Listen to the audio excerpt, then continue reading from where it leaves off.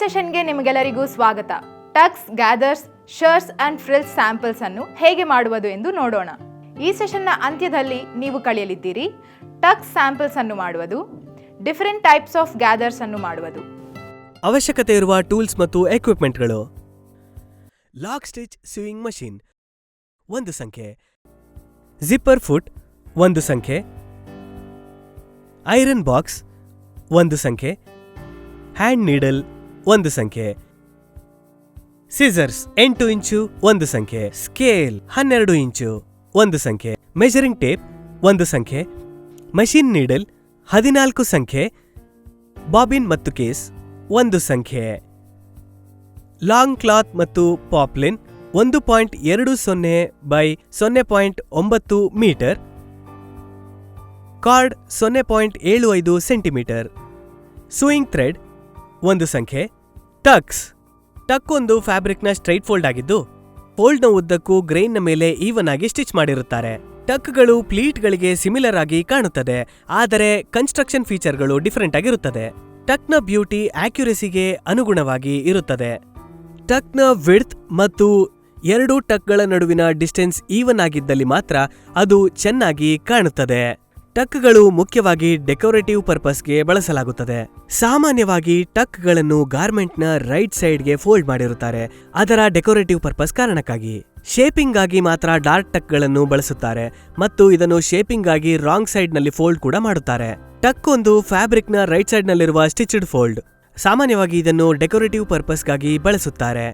ಟಕ್ನ ಬಗೆಗಳು: pin tucks, plain spaced tucks, blind tucks, shell tucks, corded tucks, cross tucks, scallop ಎಫೆಕ್ಟ್ನೊಂದಿಗಿನ group tucking, released tucks. ಟಕ್ನ ಸ್ಯಾಂಪಲ್ಗಳನ್ನು ಮಾಡುವುದು: plain spaced tucks. Plain ಟಕ್ಗಳನ್ನು ಒಂದೇ ಡೈರೆಕ್ಷನ್ನಲ್ಲಿ ಫಾರ್ಮ್ ಮಾಡಲಾಗಿರುತ್ತದೆ. ಡಿಸೈರ್ಡ್ ಎಫೆಕ್ಟ್ಗಳಿಗೋಸ್ಕರ ಟಕ್ಗಳ ವಿಡ್ತ್ ಮತ್ತು ಸ್ಪೇಸಿಂಗ್ ವೇರಿ ಆಗುತ್ತದೆ. ಪ್ಲೇನ್ ಟಕ್ಗಳನ್ನು ಮಾಡುವ ಮೆಥಡ್ ಈ ಕೆಳಗೆ ನೀಡಲಾಗಿದೆ.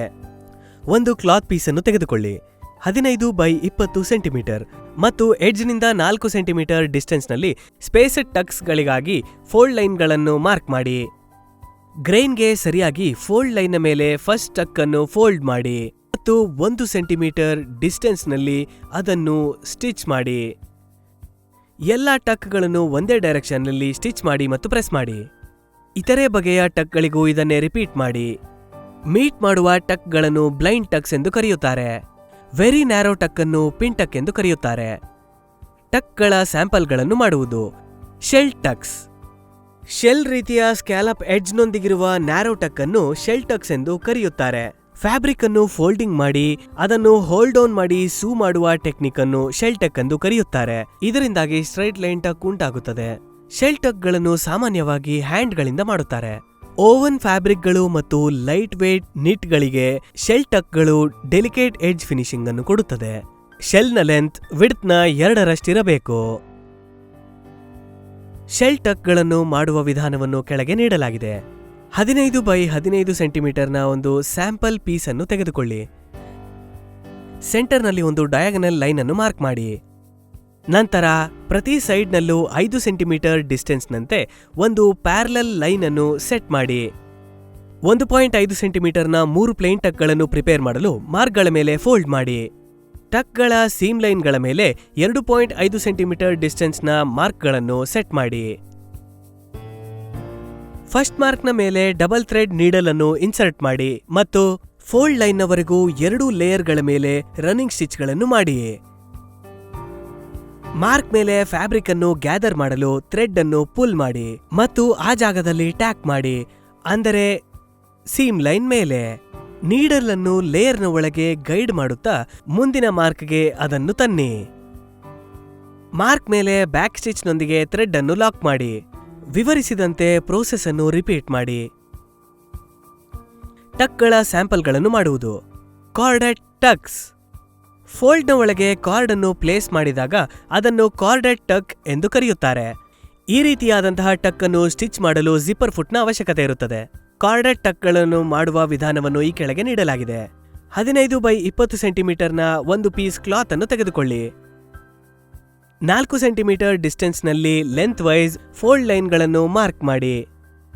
ಲೆಫ್ಟ್ ಎಡ್ಜ್ನಿಂದ ಪ್ರಾರಂಭಿಸಿ. ಫಸ್ಟ್ ಲೈನ್ ಮೇಲೆ ಫ್ಯಾಬ್ರಿಕ್ ಅನ್ನು ಫೋಲ್ಡ್ ಮಾಡಿ. ಫೋಲ್ಡ್ ನಡುವೆ ಕಾರ್ಡ್ ಅನ್ನು ಪ್ಲೇಸ್ ಮಾಡಿ. ಜಿಪ್ಪರ್ ಕಾರ್ಡ್ ಫುಟ್ ಅನ್ನು ಬಳಸಿ ಕಾರ್ಡ್ನ ಹತ್ತಿರ ಸ್ಟಿಚ್ ಮಾಡಿ. ಟಕ್ಗಳ ಸ್ಯಾಂಪಲ್ಗಳನ್ನು ಮಾಡುವುದು. Cross Tux. ಕ್ರಾಸ್ ಟಕ್ಗಳನ್ನು ಎರಡೂ ಡೈರೆಕ್ಷನ್ ಅಲ್ಲಿ ಸ್ಟಿಚ್ ಮಾಡಲಾಗುತ್ತದೆ, ವರ್ಟಿಕಲ್ ಮತ್ತು ಹಾರಿಜಾಂಟಲ್. ಮೊದಲು ಲೆಂತ್ ವೈಸ್ ಟಕ್ಗಳನ್ನು ಸ್ಟಿಚ್ ಮಾಡುತ್ತಾರೆ. ಅದನ್ನು ಒನ್ ಡೈರೆಕ್ಷನ್ ಅಲ್ಲಿ ಪ್ರೆಸ್ ಮಾಡಿ ನಂತರ ವಿಡ್ತ್ ವೈಸ್ ಟಕ್ಗಳನ್ನು ಸ್ಟಿಚ್ ಮಾಡುತ್ತಾರೆ. ಕ್ರಾಸ್ ಟಕ್ಗಳನ್ನು ಮಾಡುವ ವಿಧಾನವನ್ನು ಈ ಕೆಳಗೆ ನೀಡಲಾಗಿದೆ. 15 ಬೈ 15 ಸೆಂಟಿಮೀಟರ್ನ ಒಂದು ಪೀಸ್ ಕ್ಲಾತ್ ಅನ್ನು ತೆಗೆದುಕೊಳ್ಳಿ. ಕ್ರಾಸ್ ಟಕ್ಗಳನ್ನು ಪ್ರಿಪೇರ್ ಮಾಡಲು ಪಿನ್ ಟಕ್ಗಳು ಅಥವಾ ಸ್ಪೇಸ್ ಟಕ್ಗಳನ್ನು ಲೆಂತ್ ವೈಸ್ ಸ್ಟಿಚ್ ಮಾಡಿ ಮತ್ತು ಒಂದು ಡೈರೆಕ್ಷನ್ ಅಲ್ಲಿ ಪ್ರೆಸ್ ಮಾಡಿ.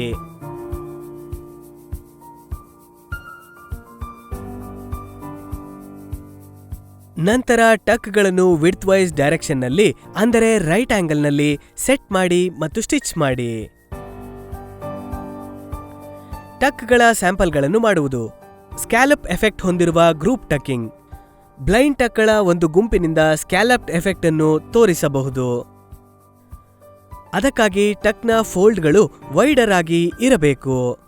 ಮೊದಲಿಗೆ ಟಕ್ಗಳನ್ನು ಒಂದು ಡೈರೆಕ್ಷನ್ ಅಲ್ಲಿ ಪರ್ಪೆಂಡಿಕ್ಯುಲರ್ ಆಗಿ ಸ್ಟಿಚ್ ಮಾಡಿ ನಂತರ ಅದರ ಫೋಲ್ಡ್ಗಳನ್ನು ಆಪೋಸಿಟ್ ಡೈರೆಕ್ಷನ್ ನಲ್ಲಿ ಇಟ್ಟು ಮತ್ತೊಮ್ಮೆ ಅದನ್ನು ಪರ್ಪೆಂಡಿಕ್ಯುಲರ್ ಆಗಿ ಟಾಪ್ ಸ್ಟಿಚ್ ಮಾಡಬೇಕು. ಇದೇ ಪ್ರೋಸೆಸ್ ಅನ್ನು ಟಕ್ನ ಫುಲ್ ಲೆಂತ್ಗೆ ರೆಗ್ಯುಲರ್ ಇಂಟರ್ವೆಲ್ಗಳಲ್ಲಿ ರಿಪೀಟ್ ಮಾಡಬೇಕು. ಸ್ಕ್ಯಾಲಪ್ ಎಫೆಕ್ಟ್ಗಳೊಂದಿಗಿನ ಗ್ರೂಪ್ ಟಕ್ಕಿಂಗ್ ಅನ್ನು ಮಾಡುವ ವಿಧಾನವನ್ನು ಈ ಕೆಳಗೆ ನೀಡಲಾಗಿದೆ. 15 ಬೈ 30 ಸೆಂಟಿಮೀಟರ್ನ ಒಂದು ಕ್ಲಾತ್ನ ಪೀಸ್ ಅನ್ನು ತೆಗೆದುಕೊಳ್ಳಿ. ವಿಡ್ತ್ ವೈಸ್ ಗ್ರೈನ್ನ ಉದ್ದಕ್ಕೂ ಬ್ಲೈಂಡ್ ಟಕ್ಗಳನ್ನು ಸ್ಟಿಚ್ ಮಾಡಿ ಒಂದೇ ಡೈರೆಕ್ಷನ್ ಅಲ್ಲಿ ಪ್ರೆಸ್ ಮಾಡಿ. ಪ್ರತಿ ಲೈನ್ಗೆ 2.5 ಸೆಂಟಿಮೀಟರ್ ಡಿಸ್ಟೆನ್ಸ್ ಇರುವಂತೆ ಲೆಂತ್ ವೈಸ್ ಗ್ರೈನ್ನ ಉದ್ದಕ್ಕೂ ಪೆನ್ಸಿಲ್ನೊಂದಿಗೆ ಲೈನ್ಗಳನ್ನು ಡ್ರಾ ಮಾಡಿ. ಮೊದಲನೇ ಮಾರ್ಕ್ ಲೈನ್ನ ಉದ್ದಕ್ಕೂ ಸ್ಟಿಚ್ ಮಾಡಿ, ಅಂದರೆ ಟಕ್ನ ಸುತ್ತಲೂ. ಇದು ಟಕ್ ಅನ್ನು ಪ್ರೆಸ್ ಮಾಡಿದ ಡೈರೆಕ್ಷನ್ ಅಲ್ಲಿ ಇರಲಿ. ಆಪೋಸಿಟ್ ಡೈರೆಕ್ಷನ್ ಅಲ್ಲಿ ಸ್ಟಾರ್ಟ್ ಮಾಡಿ. ಈಗ ಟಕ್ಗಳ ಡೈರೆಕ್ಷನ್ ಅನ್ನು ರಿವರ್ಸ್ ಮಾಡುತ್ತಾ ಸೆಕೆಂಡ್ ಮಾರ್ಕಿಂಗ್ ನ ಉದ್ದಕ್ಕೂ ಸ್ಟಿಚ್ ಮಾಡಿ. ಉಳಿದ ಮಾರ್ಕ್ಡ್ ಲೈನ್ಗಳ ಮೇಲೆ ಸ್ಟಿಚ್ ಮಾಡಿ. ಪ್ರತಿ ಸ್ಟಿಚ್ ಲೈನ್ ನ ಮೇಲೂ ಟಕ್ಗಳ ಡೈರೆಕ್ಷನ್ಗಳನ್ನು ರಿವರ್ಸ್ ಮಾಡಬೇಕು. ಟಕ್ಗಳ ಸ್ಯಾಂಪಲ್ಗಳನ್ನು ಮಾಡುವುದು. ಡಾಟ್ ಅಥವಾ ರಿಲೀಸ್ಡ್ ಟಕ್ಸ್. ಡಾಟ್ ಟಕ್ಗಳನ್ನು ಗಾರ್ಮೆಂಟ್ನ ಶೇಪಿಂಗ್ ಆಗಿ ಬಳಸುತ್ತಾರೆ. ಅವುಗಳನ್ನು ಶೋಲ್ಡರ್ ಲೈನ್, ಫ್ರಾಕ್ ಮತ್ತು ಬ್ಯಾಕ್ ವೇಸ್ಟ್ ಲೈನ್ನಲ್ಲಿ ಫಾರ್ಮ್ ಮಾಡಲಾಗುತ್ತದೆ. ಡಾಟ್ ಅಥವಾ ರಿಲೀಸ್ ಟಕ್ಗಳನ್ನು ಮಾಡುವ ವಿಧಾನವನ್ನು ಈ ಕೆಳಗೆ ನೀಡಲಾಗಿದೆ. 15 ಬೈ 20 ಸೆಂಟಿಮೀಟರ್ನ ಒಂದು ಪೀಸ್ ಕ್ಲಾತ್ ಅನ್ನು ತೆಗೆದುಕೊಳ್ಳಿ. ಸ್ಪೇಸ್ಡ್ ಟಕ್ಗಳಿಗಾಗಿ ಲೈನ್ಗಳನ್ನು ಮಾರ್ಕ್ ಮಾಡಿ.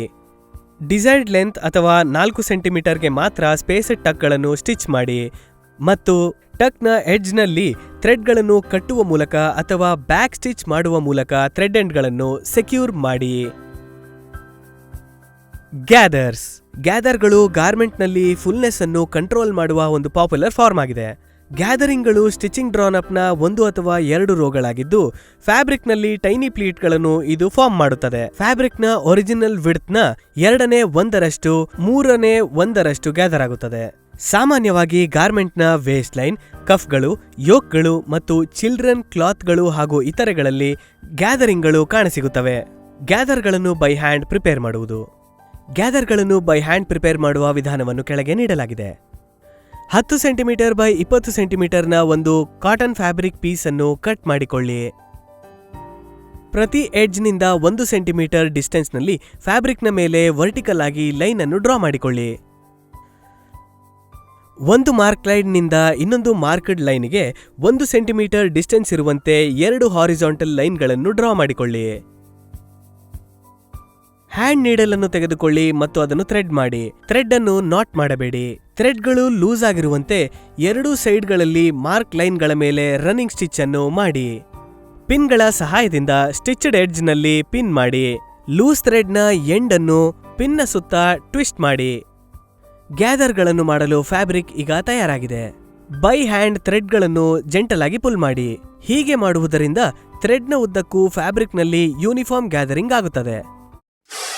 ಈ ಸೆಷನ್ನಲ್ಲಿ ನಾವು ಕಲಿತಿದ್ದು ಟಕ್ ಸ್ಯಾಂಪಲ್ಸ್ ಅನ್ನು ಮಾಡುವುದು, ಡಿಫರೆಂಟ್ ಟೈಪ್ಸ್ ಆಫ್ ಗ್ಯಾದರ್ಸ್ ಅನ್ನು ಮಾಡುವುದು. ಈ ಸೆಷನ್ನ ಎಲ್ಲ ಕಾನ್ಸೆಪ್ಟ್ಗಳು ನಿಮಗೆ ಅರ್ಥವಾಗಿದೆ ಎಂದು ಭಾವಿಸುತ್ತಿದ್ದೇವೆ. ಹೊಸ ಕಾನ್ಸೆಪ್ಟ್ನೊಂದಿಗೆ ಮುಂದಿನ ಸೆಷನ್ನಲ್ಲಿ ಮತ್ತೆ ಭೇಟಿಯಾಗೋಣ. ಧನ್ಯವಾದ.